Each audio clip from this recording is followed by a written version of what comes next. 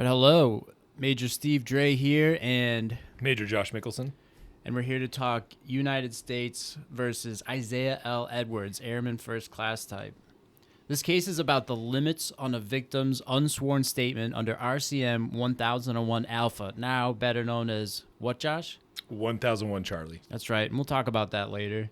Let's get into the facts, though. Edwards is a grisly case. It's 27 March 2018, and Airman First Class Edwards is deployed to Guam as an electronic warfare technician when he brutally murders his roommate with a knife. He testified on the merits and claimed self-defense, but numerous government witnesses testified that prior to the attack, he had asked around about whether any of them could ever kill someone. He apparently did this multiple times, and people thought he was joking, as one would. One of these people was his victim, Airman Hale, and there's this particularly chilling exchange between them in early March where Edwards goes up to him and states in front of other people, and this is a quote from the Air Force CCA opinion, "I think I could just kill Hale in the middle of the night."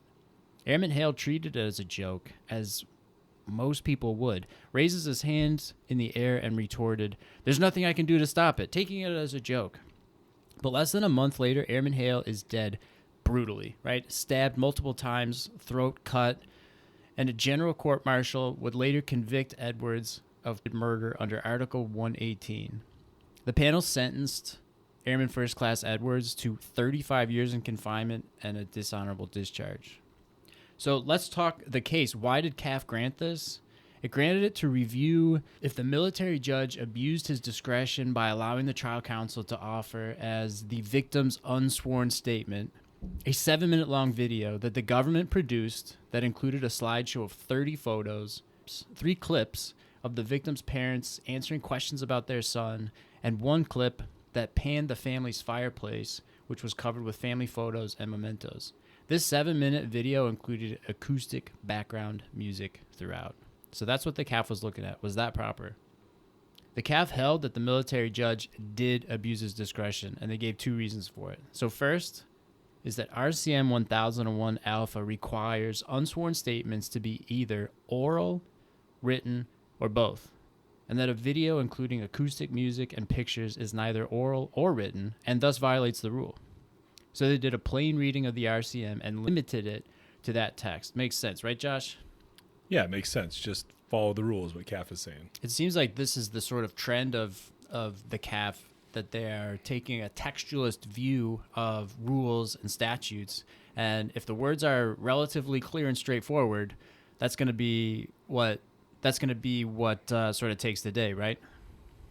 Yeah, I think as you said, they've continued to follow down this line of cases. So now this is the 4th in a line to include Barker and Hamilton and Tyler, where they essentially just read the rule for victim statements in pre-sentencing proceedings. Right. So this line of cases is generally talking about how this right is the right of the victim, right? And that's the second issue that they get into, where they determine that because the trial counsel produced a video on behalf of the victim's family, that video was, at least in part, trial counsel's statement rather than the victim's statement. The right to make an unsworn statement solely belongs to the victim or the victim's designee and cannot be transferred to trial counsel. And Josh, what do you think happened here?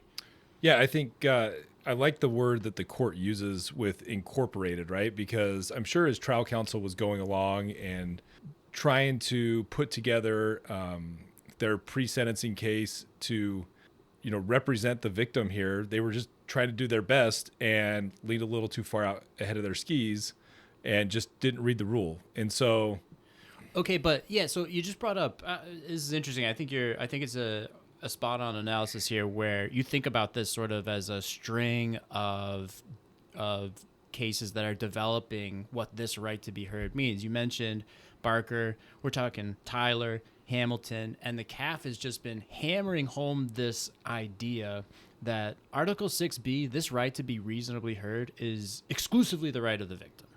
It's exclusively the right of the victim. And so here you've got just way too much participation from the prosecutor, right? Yeah, I agree. And I think it's an interesting, for those listening, the question is, well, where is that line for how much of a thumbprint can the government put on a case before it be incorporated into the government's case versus the victims?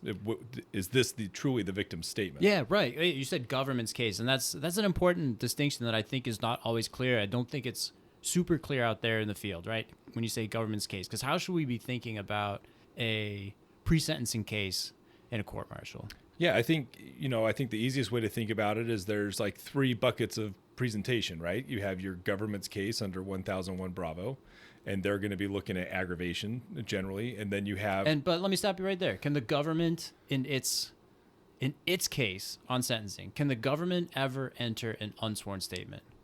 No. No, the government has to call witness. If the government's going to put on a witness for aggravation, that witness must come in and be sworn in, right? 42 Bravo. You're coming in, you're swearing in, you're giving sworn testimony. And to that point, there's nothing that precludes the government from calling the witness, or the victim, and entering in evidence under those rules as well as a sworn statement, a sworn testimony. Right. It's got to fit the bucket, though, right? It's got to come in here. There's a case out there, U.S. v. Scott, right, where the government it's another example of this, where the government called what they called a victim to come in and give an unsworn statement during their sentencing case in chief, and it was unsworn. And that's just like, for those of you out there, again, like Josh said it, think about sentencing as 3 buckets. You've got the government's bucket. The government has different sorts of evidence in there, has different sorts of options for evidence and matters that it can admit and use in a sentencing case, but unsworn statements, not one of them. So that's just hard stop on that. And what happened here was, well, let's talk about the second bucket, right? Like, because there is a second bucket. Right. So that's the victim's right to present matters. And as I think you pointed out earlier, Steve, that this arises out of Article 6B from the UCMJ. And so under 1001, Charlie, the victim, gets to decide whether or not they want to present matters to talk about how this crime has directly impacted them. And that's a key word, right? Directly impact, or direct impact to the victim. And they get to put on the evidence they want. But then the court, in this case, points out that there is a limit to how they can present that evidence. Right. And you said can put on what they want, but a victim's right to be reasonably heard is limited to impact, right? Impact of the crime of which the accused was convicted. They can talk about that, how it impacted them, and they can talk mitigation. Those are the two sort of like buckets within the right to be reasonably heard bucket that a victim can offer. And here, what the C.A.A.F is looking at is, okay, let's say that this was a proper victim statement under this right to be reasonably heard. What are the left and right limits of that? And as we discussed a few minutes ago, it's oral or written or both. And the C.A.A.F said is that music and pictures are neither. Yeah. Right. All right. So, and then, right, we're talking buckets. What's the third bucket? It's the defense case. Defense case, right? Defense comes in and can put on evidence showing extenuation and mitigation. Only 2, but a lot, right? Defense can get a lot of info in during that. And another, the accused can offer an unsworn statement. Yeah, I was gonna mention that to put a bow on it, because you pointed out that the government can't, but victim can and defense can. Right. What happens in the end is, both, if there's an unsworn statement, the other party can offer, evidence and rebuttal. They can refute things that somebody says unsworn. But because the practical effect of having an unsworn statement is what? Essentially, the practical effect is the victim can't be, or the defendant can't be cross-examined on that statement, right? And so this is where I think when you look at the cases that have come before, Tyler points out that you can still comment on this, but it's not technically evidence. Yeah, the whole really weird thing. Sure, that's a whole different thing. But the practical practical impact is a victim in this case gets to present how this case affected them, and there's no cross-examination. All right, I like it. So let's go out. So the C.A.A.F raises a point here outside of those 2 holdings, right? Like, first, that an unsworn statement needs to be oral or written or both, and there's a plain understanding of what that means. And 2, that the government really can't get as heavily involved as they do here in the victim's right to be reasonably heard. You can't sort of usurp that role of the victim. The CAF also, they raise an interesting question, but they don't come up with an answer on it, but they ask about whether a victim would be ever allowed to offer a pre-recorded video. They don't answer this. They just make it clear. It's like, well, if you're going to add music and you're going to add video, certainly not. But what do you think about whether a victim would ever be able to pre-record a video that just say is just the victim is talking and they're talking about how the crime impacted them, or they're talking about mitigation? Do you think a victim could ever do that, Josh, or what do you think we're... Yeah, I don't see why not, because it's in the vein of kind of a written statement. It'll be presented. I don't see the court having a problem with that, but you can't really guess how the CAAF is going to rule on some of these things, because it's not really contemplated in the rule explicitly.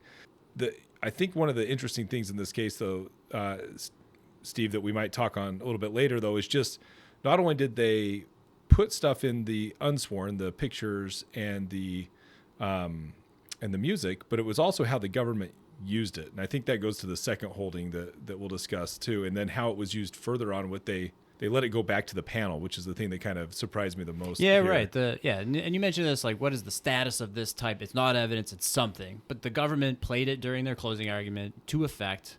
The trial judge thought it wasn't really meant to inflame the passions of the sentencing authority, but the CAAF says clearly we think it did, that was the purpose, that it was specifically created for that purpose in mind, which is improper. We're not trying to inflame the passions of sentencing authorities ever. And the court also... I think maybe just CAAF and the trial judge have different taste in music too, or something. They just looked at it differently. Yeah, looked at the music differently. And so, okay, so we'll close out with the two holdings here. Again, the court decided that it noted that the government acknowledges that music and pictures are decidedly not oral or written statements. Right. So the CAAF notes that the government's concession, because the government appellate attorney conceded at argument that certainly music and certainly pictures were not oral or written statements. And the CAAF says that was undoubtedly correct. Okay. So the CAAF finds error here, right? They found that the military judge abused his discretion in two ways: by allowing the trial counsel to be so heavily involved in the production of this, and by allowing something that was not just a oral or written statement in. But then, when an appellate court finds error, it doesn't mean they're not just reversing, right? They're doing a prejudice analysis in almost every case, right? There has to be some kind of effect of that error. And so here, the CAAF conducted a prejudice analysis, and the test for a error during sentencing like this is a 4-part test to determine if the error substantially influenced an appellate sentence. Okay, so prong 1 here is the strength of the government's case. 2 is the strength of the defense case. 3 is the materiality of the evidence in question. And 4 is the quality of the evidence. And the CAAF found the first 2 factors weighed in favor of the government. The facts of this case were grisly. It was a really violent murder, and the defense case wasn't strong, and so the CAAF decided that those factors weighed in favor of the government. But factors 3 and 4, the materiality of the evidence in question and the quality of the evidence, the CAAF found that those went in favor of the appellant here, particularly focusing on just the emotional nature of this video. And there's this quote here that the video was no doubt intended to evoke a strong emotional response from the panel, and that it was a time-intensive process, the creation of this video, that was intended specifically to influence the sentence. Okay, so the CAAF finds it exceeded the bounds of 1001 Alpha, now 1001 Charlie, and that error contributed to the sentence that Airman First Class Edwards got. So the CAAF reversed the sentence here and sent it back to the Air Force Court of Criminal Appeals. The Air Force Court of Criminal Appeals can reassess the sentence in light of the error, or they can order a rehearing. They can send it back to the GCM to try again. Josh, what are your thoughts on that result? What do you think? What do you think about Edwards? I think it's important in cases like this, Steve. Like, for me, at least, when I read appellate law, like it's just words on a page sometimes, but for some reason, Edwards sticks out to me, and maybe it's my former practice as an SVC or my portfolio here with victims' rights, of the human element here. I'm just trying to get my head wrapped around this family whose son was murdered, and they participated in this trial, and now they're being told that because there were pictures instead of words entered in, that this 35-year sentence of their son's murder was being set aside. And I don't think the CAAF takes that lightly. And so I think the CAAF with their ruling is messaging the importance of making sure that we as practitioners understand our left and right limits, and that we are just, not to be glib, but reading the words matter in the book, right? And we're reading the rules and applying them correctly. And so like I think about that and how impactful this probably is for the family of the victim here to go through this again, or even if they don't have to go through it again, just to be notified that sentence was set aside. Yeah, I think that's well said, right? Like you said, like you read these cases and they feel almost mechanical, right? You're just reading the page and the emotion doesn't always come through.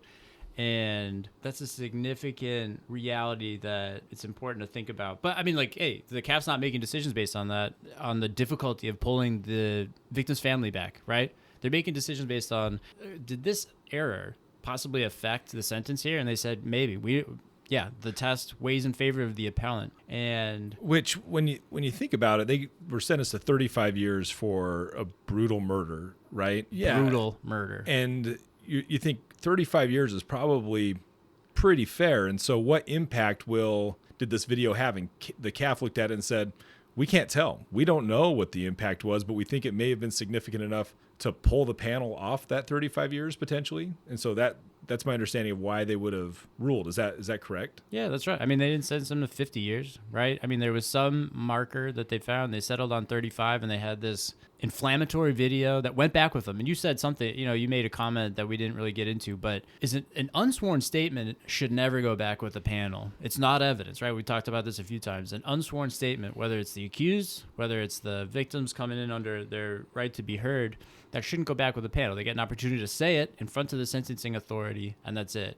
And here, not only was the trial counsel playing it during their sentencing argument, but then the panel took it back with them. And the CAAF doesn't really discuss that, but I think, when we start talking about some of these other cases a little bit with, hey, this isn't evidence, and you pointed out in the facts that there was only one of these pictures that had been entered into evidence prior to... Right, 29 unentered images. And so now this video goes back, and when it goes back with the panel, it's kind of put on par with any other evidence it's entered, right? And so does that shift now out of unsworn statement land? That's a tough nuance to understand if you're a panel member. No matter how many instructions you get, right? Like, hey, it's back here. Okay, this is not evidence. I mean, as a lawyer, do you feel like really confident that you can articulate the difference between evidence and non-evidence that comes in as an unsworn statement? It's kind of tough, right? We don't have a super clear understanding of that, I think. And so, yeah, tough to know how the panel dealt with that. And the CAAF, and hey,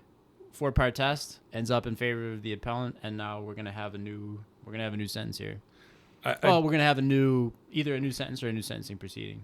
I do think there's an interesting wrinkle when you think about, so with victims' rights, generally we think about special victims counsel that have qualifying crimes, and obviously a murder isn't one of these qualifying sex offenses. But what if the SVC was the one that had prepared the video rather than the government counsel? Does that, in your opinion, do you think that changes the calculus here at all? That's an interesting question. I mean, I think it changes the calculus a ton. Yeah, if the SVC was representing the interests of the victim, I think it's probably implied that that's coming from the victim. Yeah, I agree 100%. And I think that, as the court worded it, the incorporation into the government's case, you don't have that because the SVC works for the victim, right? So for those listening, like practitioners, if you're an SVC, don't be afraid to help your client develop, what they want to be said in their unsworn, because this holding isn't for them. This holding is for the government leaning too far forward and not understanding where that line is, where they now have created content for their own case, and as you said, Steve, usurped the victim's right to make that statement themselves. Certainly there's spillage here, right? Yes. Government, trial counsel, the best practice, stay in your box on sentencing. Read the rule. Read the rules. No, think about sentencing like that. 3 boxes, stay in your box. And here, probably a good lesson. I mean, we're not being critical of the efforts here, but it's pushing where maybe pushing didn't need to happen, right? Because now we got this new sentence. All right, let's end X. Okay. I think just to finish up, counsel, read the rule, understand your limitations, and know that victim's statement is the victim's statement.